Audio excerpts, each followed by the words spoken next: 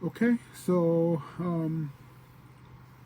I like to pray. Mm, don't do it like everybody else does, but I'm who I am, And but I've been asked to do different things, presentations, and for a long time now. I don't remember when the first time was, but anyway. So I was asked to go talk to these elders about some stuff, and I asked. They said, "Can you do a prayer?" So and I gotten this prayer from somebody, and so I told him I want to do a special kind of prayer, a prayer that that I learned, from this guy, and it's real powerful and makes everybody happy and it makes people laugh and makes people feel good. It makes them forget about their taxes and their bills and everything else. It's a special prayer. I said, but I need you to help me out. I said, so there's all these elders sitting there, and they said, so okay, there's right here, there's the aisle right down the middle. So those of you that are sitting on this side, I want you to say one word I'm going to teach you, and I want people on this side to say another word that I'm going to teach you. And every time I point at you, you're going to say that one word. So they all agreed. I said, and then I'll come in with the with the prayer. And I'll make the prayer happen. And but you guys just have to help me set the rhythm and just set everything. So everybody's like, yeah, yeah, okay. They're all getting ready to pray. Some took their hats off, not everybody. So they all got ready to pray, and I said, okay, you guys on this side, your word, whenever I point to you like that, you're going to say wah, like that. Wah. Really put a in wah. And you guys on this side, you have to say this correctly. There's a little bit of breath on the end, so you say we, like that. We, like we, us together, we. So they all agreed. Okay, so when I point at you and I went like this, and some of them said, "Wah," and I said, "No, you're saying you have to say it every time I point it." So I pointed again. They all said, "Wah," and when I point at you guys, you say your word. Do you remember it? Yeah. Okay, so we're gonna start. Then I'll come in. Okay, prayerful mood, whatever. So we started, and so then I'll come in and do my thing. So I started and I pointed over there. And, wow, we, we, we, wow.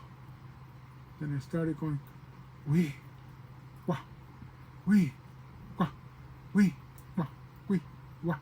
Got the rhythm going. Then I came in with my prayer, and I was, in the jungle, the mighty jungle, the lion sleeps tonight.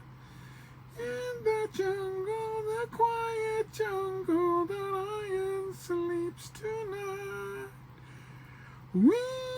And by then, well, the whole thing was we, wah, we, wah, we. And then they all started laughing after that. They were laughing, and I continued. We on my way. And they were laughing and laughing, and I stopped. Hey, you guys quit your prayer, and they were just laughing and laughing and laughing. And I said, see, I told you it's gonna make you laugh. It's gonna forget about high prayer.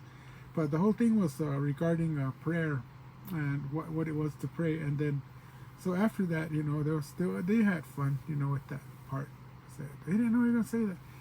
And in the end, some people said that was the funniest part of the whole thing. But anyway, so but this idea of prayer, what is it? What is it in autumn? What is it in English? What is it when this person says it, or this denomination, or this faith, or whatever? When you look at it, prayer is the one central thing that kind of like it's in all cultures. And the word prayer actually, when you define it, in my definition, is communicating with the supernatural, communicating with something that is beyond who we are. Communicating. That's all we're doing when we're praying, is we're communicating. So sometimes I get asked to lead prayer. Sure, I'll do it, and I do it, and I ask people, how come you don't do it? How come, I don't know how to pray. Just talk. You don't even have to talk. you know, when you get down and you're playing your music and your guitar or your harmonica, or even if you turn on the radio and you're listening and it makes you feel good, and it makes you feel good, like you're feeling good, that's prayer right there. You're communicating with the Spirit because you're doing it. And so anything, whatever you feel that's you're communicating, you don't have to do it with the same way that everybody else does, because everybody thinks they have to go and, you know, say all those words, the correct words, like, you know, how Christians are supposed to speak. Not really. You just have to say what's on your mind, and you know, and again, like I said, crying is prayer, because you're shedding all those tears, and laughter is prayer. To me, the most greatest form of prayer is sleeping. Sleeping is the form of prayer, and I think that's the best one, because you lose all consciousness and you're not in control. And when you're not in control, then God can come in and do whatever, you know, needs to be done. But I think that you know, sometimes you think it has to be like the way everybody else does it. It's not. So that's first, and that's what I want to bring up. But this segment, or this thing that I wanted to mention, is because I got a lot of questions since the last YouTube one that I did, like maybe a week ago or whatever it was. There was a lot of questions, and somebody asked about this whole idea of is God, you know, the same, like the Autumn God and the English God and the Black God and the Chinese God. And I'm like, okay, so I figure, well, let's tackle that one. And I know people, sometimes people get mad because they don't understand or they don't believe the way that I do, and they think that I'm trying to tell them how to be. I'm not telling you how to be. I'm just opening the door to show you how I believe or how I know. Then it's really up to you how to choose your own way. I'm not going to follow you, however you believe. If you do something, you know, and that's the way that you, because you believe in God that way, that's fine. But it's all going to go back to what Autumn believed a long time ago, okay? And explain that about the whole idea of God. So God, somebody kind of like took my brain and messed it around a long time ago, about the 1980s, the mid 80s.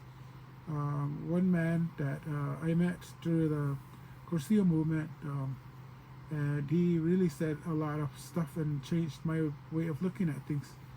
Again, I'm not following him exactly. I'm just I took a lot of what he said and used it.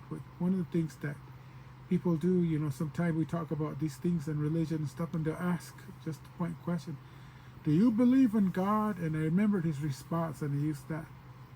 Do you believe in God? Do you believe in God? And I said, since that time, I've said, no, I do not believe in God. Honestly, very truthfully, I do not believe in God. I do not believe in God because I don't have to believe. I know that God is there, that I know there is something there. I don't have to believe. I don't have to wonder if it's true, because there's so many things that have happened in my life that have proven to me that there's something out there greater, there's something out there that I can say that's God out there doing that thing. So again, but what is God? That's the first question. What is God? Well, the idea that we get, I think, is the way that Autumn understand it is brought in from a lot of other people that out there who, and other religions, other cultures that have brought it in, that have made the whole thing change from what we used to believe. The first one, the idea of God was here already. And then the Hispanics came and brought Christianity, and the Europeans. And when they brought Christianity, the Catholicism, that came in and started to change the way that we understand God. Now, what do we call God in Autumn? What is the word that most people use in church? They use the word Josh. But when you look at that word, it's not really an Autumn word. It's something that the Hispanics brought. Because what do they call God? What do the Spanish culture call God? They call him Dios. Dios.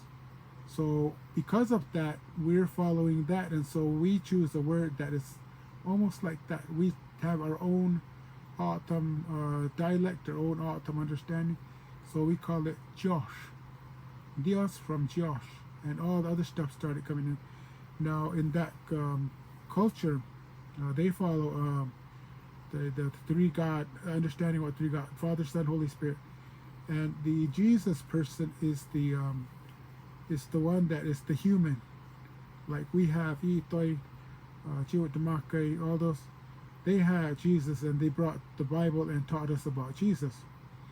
And a lot of people took that on. I think a lot of them, because when you get with somebody and you start talking with them and they start liking them, they start showing you their stuff, you start showing them, and then they start trading stuff because they're willing to give. And I think that's one of the reasons that Autumn took this culture on for at the very beginning.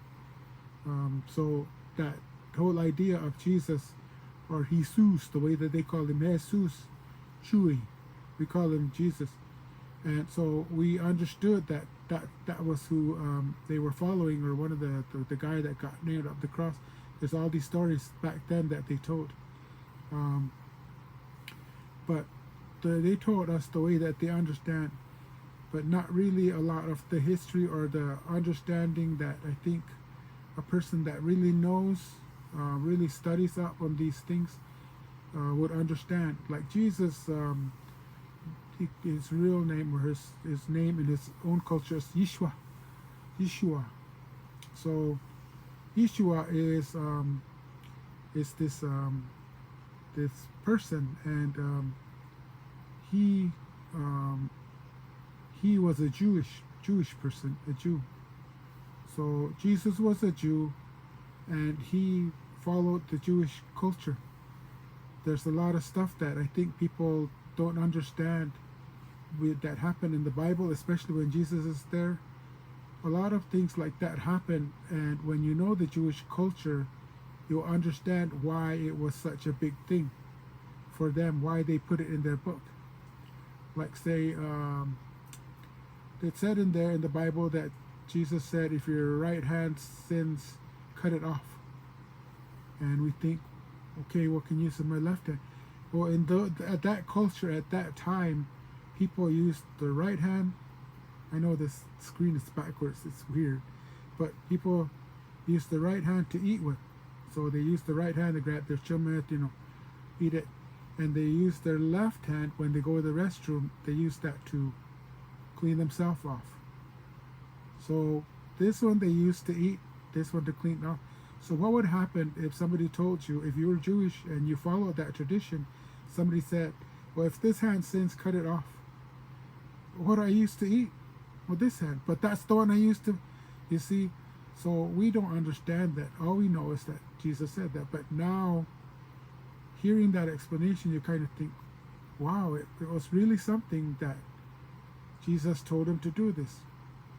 So in a way, like that, you have to study the Jewish culture to know. Like that Last Supper thing, the Last Supper, Jesus ate with his disciples, and they ate in a room, and he did the bread and the wine and all that.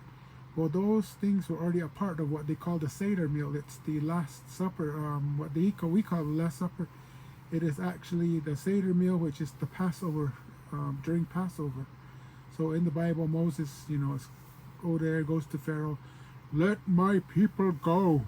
And Pharaoh says, oh, no. And then he sends all these, these things to happen. And then finally Pharaoh lets them go. But he told them the last thing was that they were going to, you have to be ready, because Pharaoh was going to give in. And he sent the angel of death, and all those people that put the blood of the lamb around their door, they were going to be spared by the angel of death. So that's what the people did. But during that time, they had the Seder meal. So during that time when this was happening, that's what Jesus was doing at the Last Supper. We think, oh, he was going to eat one more time because he knew he was going to die. Well, probably, but he was actually eating that supper, that Seder meal. So now you understand a little bit more, because Jesus followed his culture. in the Bible it's mentioned they took him to get baptized, to get circumcised. That's the Jewish way of baptism. So if Jesus was autumn, then Mary and Joseph would have taken him to get the beat, right?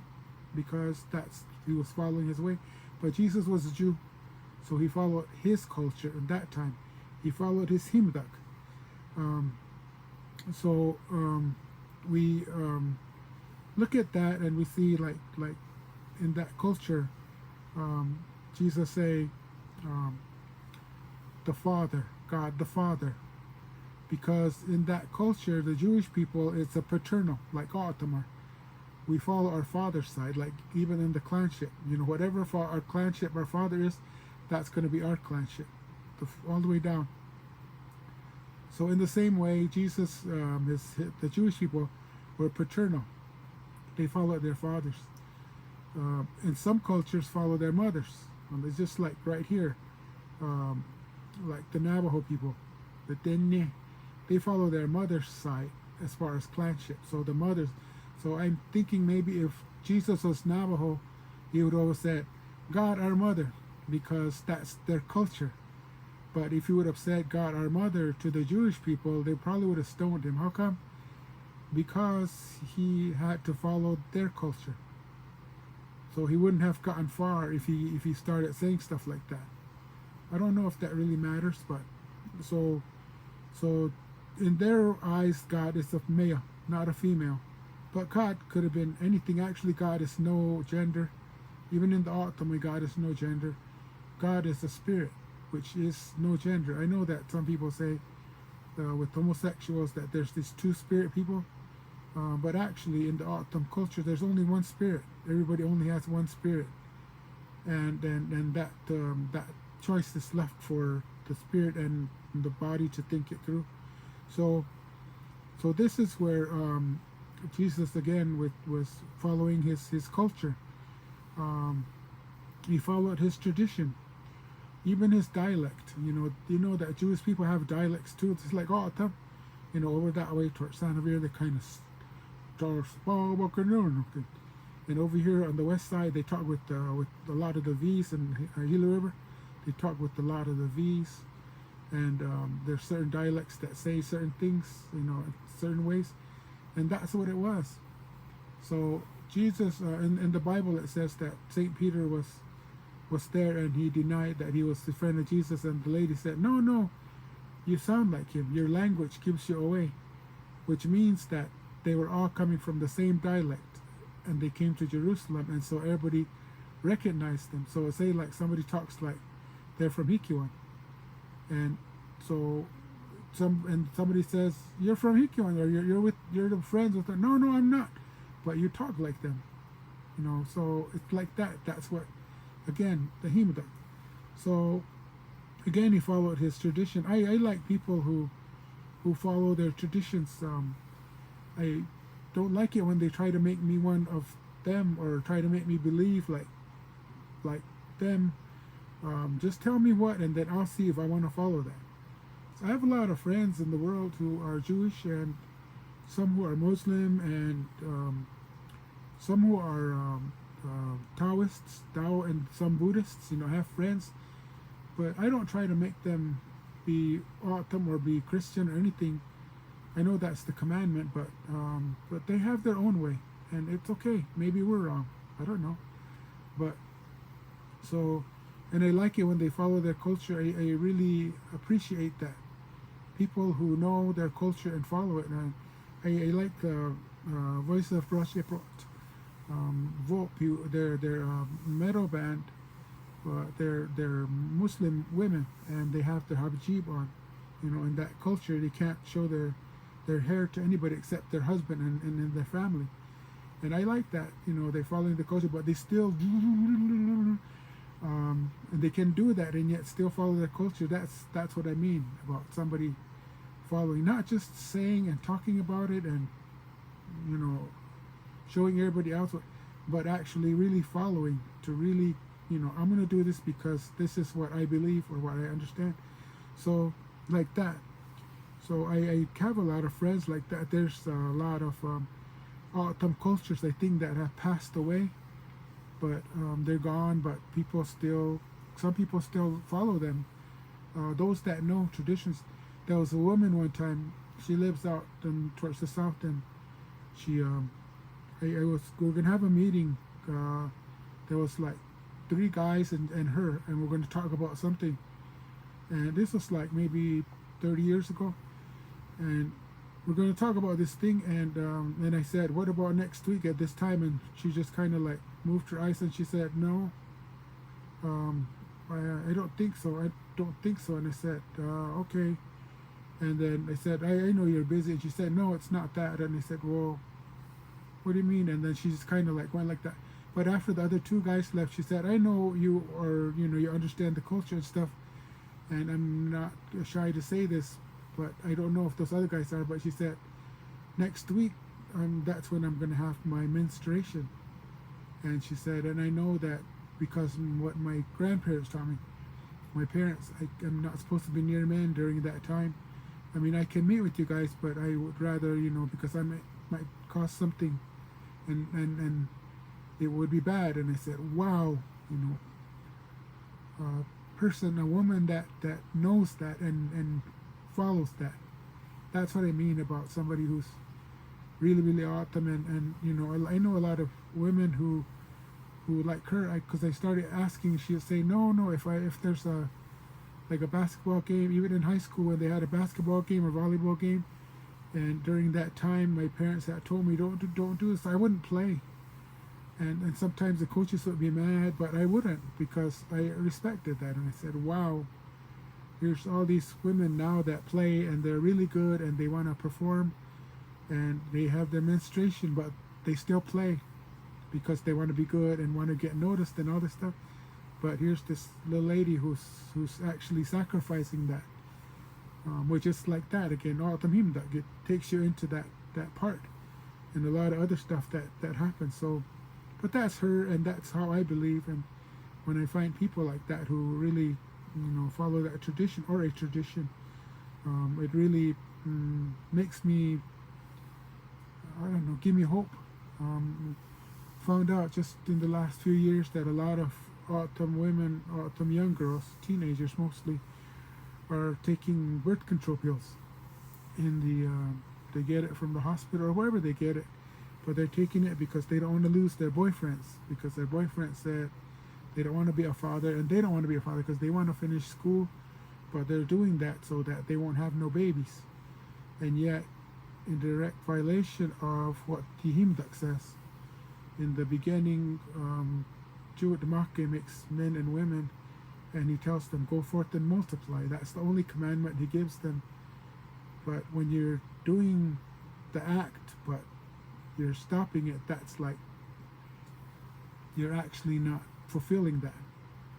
And if some guy wants to fill up his jollies, that's fine. And if you want to participate, that's fine. But again, I don't know. I just kind of like, after I know when these women do that, I don't tell them, you shouldn't be doing that. I just tell them, if they let me, if they allow me, I just tell them, that's something that really up to you. But it kind of goes against what the culture was. When they always say they didn't know, so I just tell them, what I know. But I tell them that's up to you. I'm not telling you what to do. I'm not forcing you to do that. I'm just giving you some education about, don't tell anybody, because if you tell some elders, you're going to break their hearts, and especially those that believe that.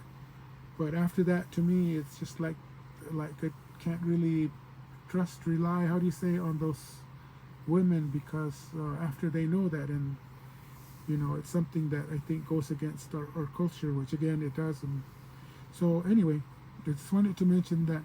But people who starts with their understanding of God, again, the autumn understanding of God and who God is well, in the creation story, in the autumn GEWKDAG, that's what we call it, the creation myth.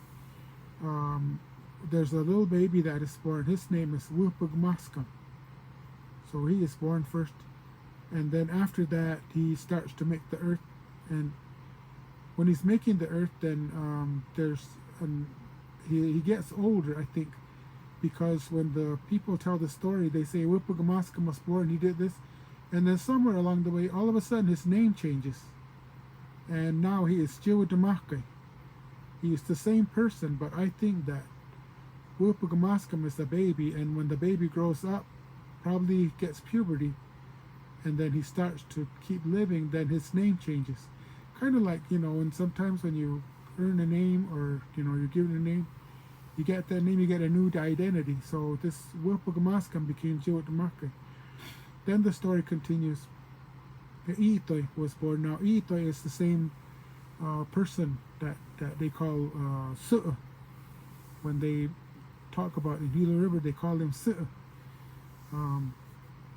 When it's the same exact person, it's just that we call them different names. Like my name, I have a name, I have several nicknames, and I recognize them and I answer to them. So the same thing if Itai was on this side and he goes that way, they call him Su'ut. That's just what, that's just another name that he's known by. Now down that way in Goa, and then that way towards the ocean, they call him Montezuma. Montezuma. So it's the same person. It's the same hero, I guess is the word that they use.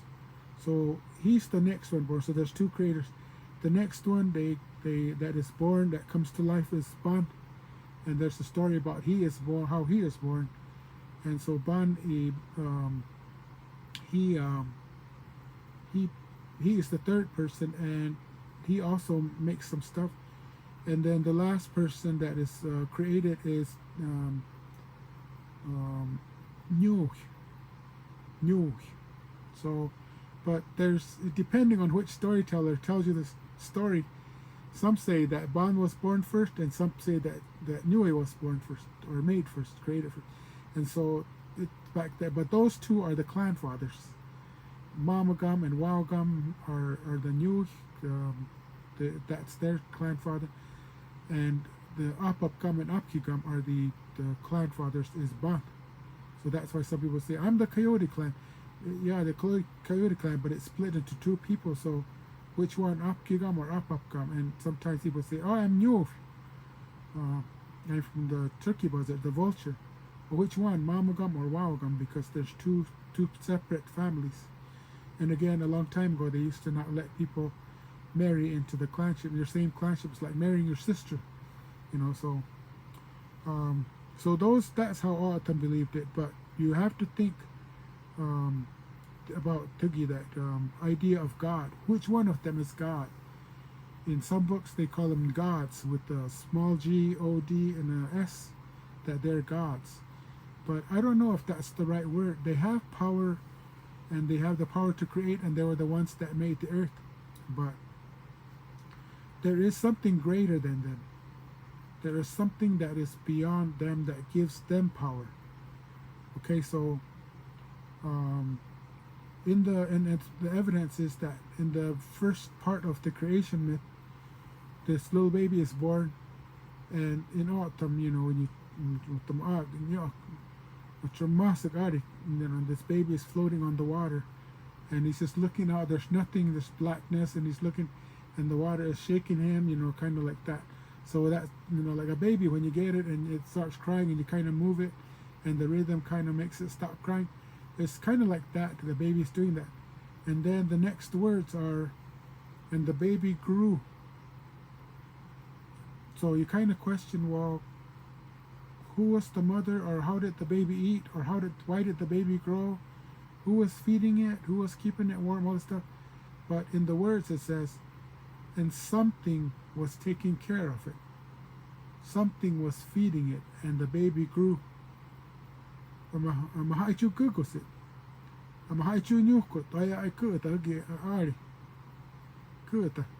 baby grew. So if you look at those words, that first part of the myth, it says that there was something out there, and some stories say that's Josh, or the one that we recognize as Josh. But in the early stories, way before the creation or the European invasion, before then, we called it. We didn't have a name for it. There's no word for God. And again, the Josh is Dios, which is from the Spanish, but we don't have a word for God. There's nothing, this power source that's out there doesn't have a name. It's Haichu. I guess you can say it or Haichu, because like in the myth it says that Mahaichu Gugusit, something was feeding it. The word Haichu means something. So something out there, unbeknownst what it looks like. How tall is it? Is it pretty? Does it have long hair? Is he buff or whatever? No, there's no sign of it. It's just that there's a power source that's making those things get their power. So GEWKDAG grows up and then he starts to make the earth. Again, he got his power from someplace. What did he eat? I don't know. There was no food because he hadn't made it yet. But something out there was greater, and I think that's how the religions of the world and the Autumn religion are the same. That one little part that we all recognize that there's something out there, that there's something greater, and we all call it different names. Again, the Spaniards call it Dios. Some of the Muslims and the Hebrews and all, they call it Allah. The Rastafarian, they call it Jah. And the Jewish people call it Yahweh, and there's another translation, Jehovah. There's always this in there, in that word, and for God, So so that's the again, the recognition. It's just the sound kind of like when you have an itch on your back and you tell somebody scratch it and they're going like, no, right, they go, no, right there, a little to the left. Okay, right there, and you scratch it. That's that sound. That feels good. That's kind of, that's what they call primordial sound. And so to me, that's what's recognized. I mean, that's what all people understand as that's the power source. That's the God. And again, like I said, some people, some cultures have names for it, but in Autumn we never really did. So it's not in the Autumn creation myth. This God is not bad or good. In the English or the Christianity, they say, "Oh, God is love." All those understandings that came from the Bible, but mostly John in the book of John or the Gospel of John mentions a lot of that. So it comes like that. He becomes the good, But in Autumn, there's God is not really good. It's just something that makes action. The action is determined by the person who is judging it. So is it a good thing or is it a bad thing? This rain is coming and it's going to mess up the roads and all this stuff. It's a bad thing, yeah. But the rain cools us off and it makes the plants grow. So it's a good thing. So it's kind of like that. You look at them both ways. So even Autumn say there's no good people. You're not a good man. You're a man who can do both good and bad. So I sometimes kind of cringe when I say, that's a good lady over there. Okay, but what, you're not telling me. Kind of like that. So, and it comes through the ceremonies how we understand it. So, but what are the standards? What do we understand this power source? Again, a lot of them were taking the understandings that were brought in from outside. All these different cultures and religions. Before Autumn was just purely Autumn, we had a whole different understanding of what God is, what the power source, what we were here for, what the reason that we were given life for. And then these new things came in, I guess about 400 years ago, and everything started to change the way that Autumn knew it. So now we have this whole different culture with different kind of effects from different religions, different cultures, beliefs, Hindu, Buddhism, like I said, the way of the Tao, Muslims, and even Satanism. Satanism has come in and changed a lot of stuff. I don't know about that, but I met some Satanists, some real Satanists. I see these guys at the heavy metal, and I don't know what they're trying to do. Are they trying to scare me or what is it? I know that feeling that you feel inside when it comes out, and but real Satanists don't really follow that. I mean, they're more down to earth. You know, they're not looking at you like, you know, like they're trying to change you. It's just like they have their way of doing stuff. It's a real following of the moon cycles and the star cycles. That's what that really is. This other stuff is just stuff really that comes from the movies, or the understanding of what is displayed in the movies, and then it's showed out here. Because you don't have to do that. I see guys playing guitar, and they do, like, it really hurts. And yet I see the same guys playing those same licks, and they're practicing, and they don't do that with their face or when they get on stage. You know, like that again, it's a performance. So it's something that you kind of show off.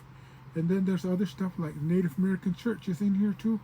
The Native American church generally is something that kind of like all natives, but yet some places, because there's different kind of cultures from different places in the United States and in, you know, Americas, that whatever culture you're from, it's the environment that makes the culture from thousands of years ago, whatever environment you lived in.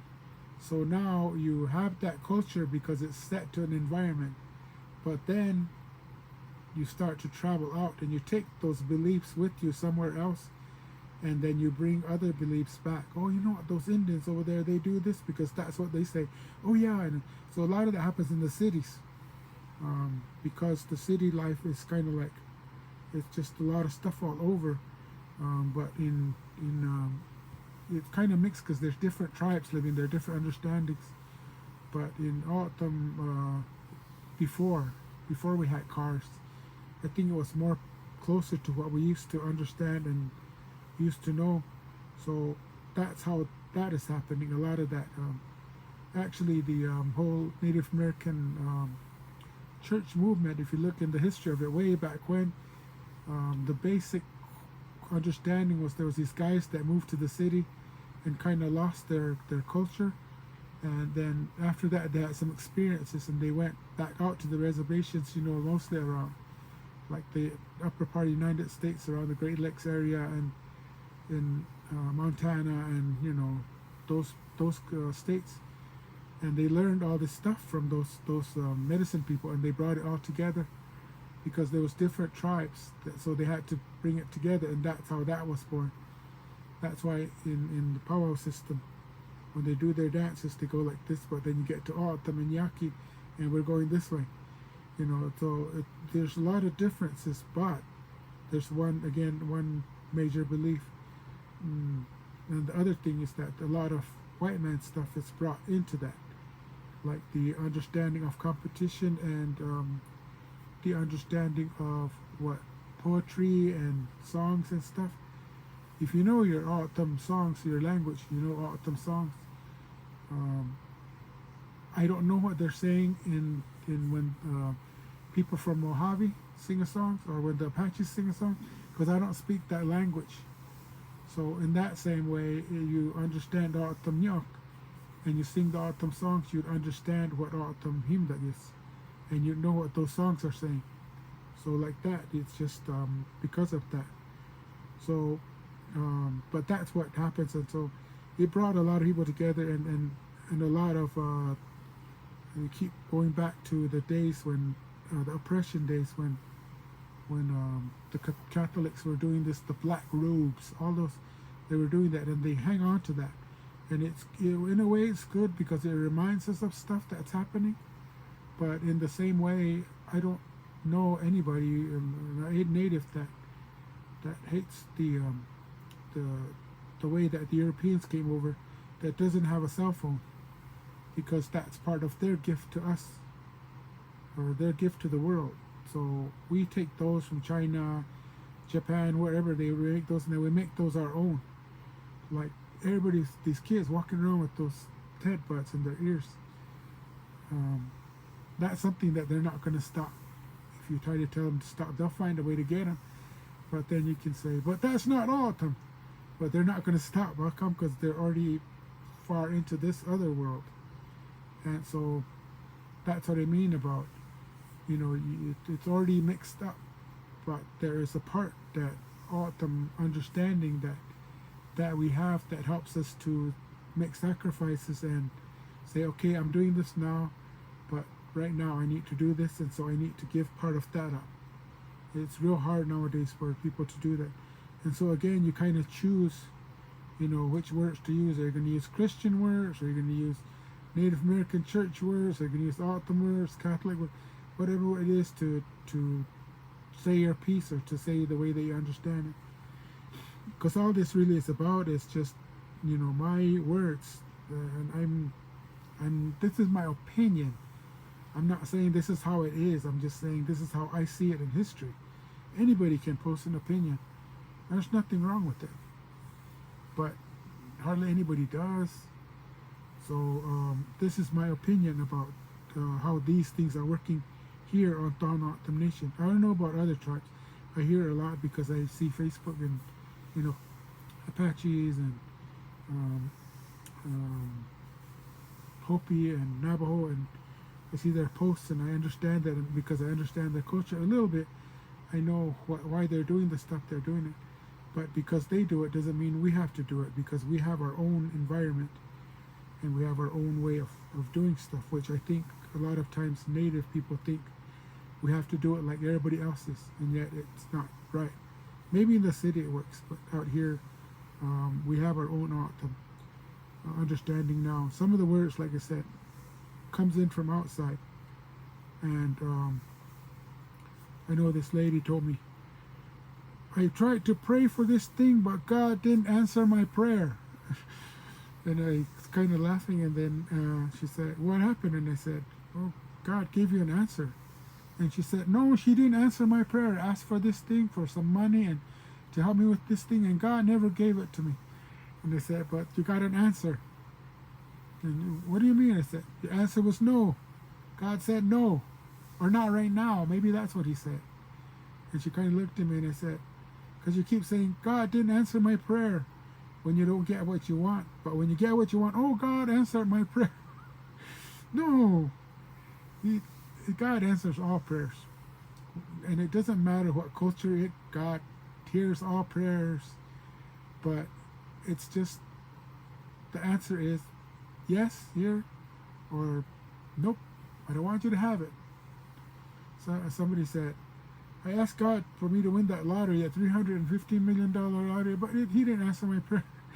I said, I think God knows that when you get all that money, you're just going to leave him and quit praying and go out and get all these women and cars and houses and go all over the world, That's why God said no. Or maybe he said, not right now, until you're like, the one day before you die, then I'll give it to you, and then, I don't know.